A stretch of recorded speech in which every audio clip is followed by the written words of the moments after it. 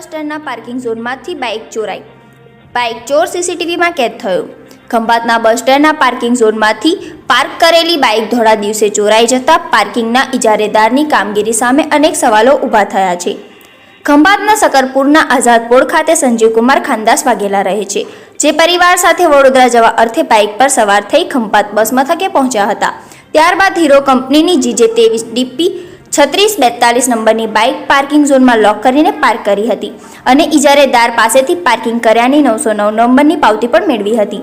ત્યારબાદ તે પરિવાર સાથે રવિવારે સવારની 9:30 કલાકે ખંભાતથી ઉપડતી ST બસમાં વડોદરા ગયા હતા.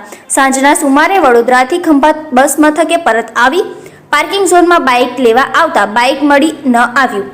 જે બાઇક કોઈ અજાણ્યો ઈસમ ચોરી કરેલાનું જાણતા આવતા સંજીવકુમાર ખાનદાસ વાઘેલાએ ખંભાત શહેર પોલીસ મથકે ફરિયાદ કરી હતી. બીજી તરફ ખંભાત બસ સ્ટેન્ડમાંથી પાર્કિંગ ઝોનમાંથી ચોરી કરીને લઈ ગયેલો ઈસમ શહેરના ગાયત્રીનગર વિસ્તારના CCTV કેમેરામાં કેદ થયો હતો, જેના ફૂટેજ સોમવારે બપોરના 3 કલાકે સામે આવ્યા. આ અંગે ખંભાત શહેર પોલીસે પણ CCTV ફૂટેજના આધારે તપાસ હાથ ધરી છે. મારું નામ સંજીવ કે વાઘેલા. હું Khambhat city police station Khambhat યુનિટમાં હોમગાર્ડની ફરજ બજાવું છું. આપની સાથે જે ઘટના બની છે, આપનું bike Khambhat bus stand parking ખાતેથી ચોરાયું છે, શું કહેશો? હું ગઈકાલે સવારે 9:30ની બસમાં બરોડા ગયો હતો મારી ફેમિલી સાથે. અને અમારા કામ અર્થે બરોડા જવાના હતો, તો હું બાઇક લઈને ગયો હતો. બાઇકને બસ સ્ટેશનના પાર્કિંગમાં મૂક્યું હતું અને એની મેં પહોંચ બી ફળાય છે, મારી પાસે પહોંચ પણ છે. અને અમે પછી બરોડા ગયા 9:30ની બસમાં.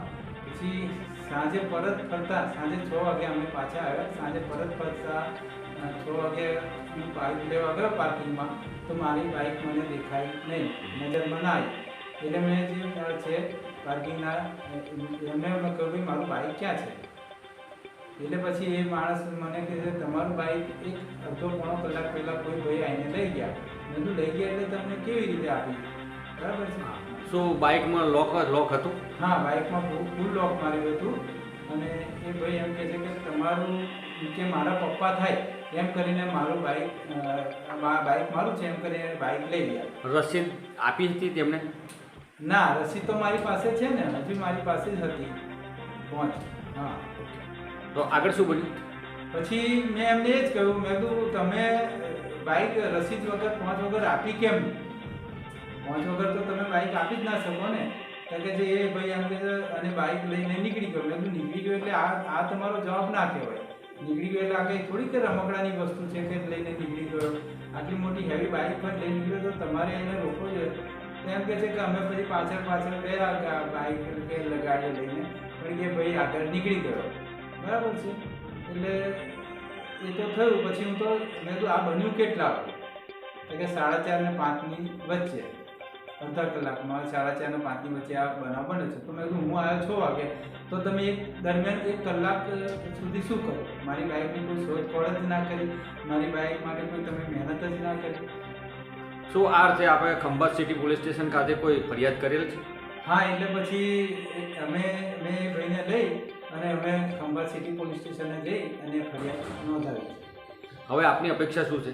મારી અપેક્ષા તો એ જ છે કે બને એટલી જલ્દી મને મારું બાઇક પાછું મળી જાય કેમ અને મારી બાઇક મને મળી જાય તો મારા બાઇકના ના હોવાના કારણે મારા ઘણા બધા કામ અટવાયા છે.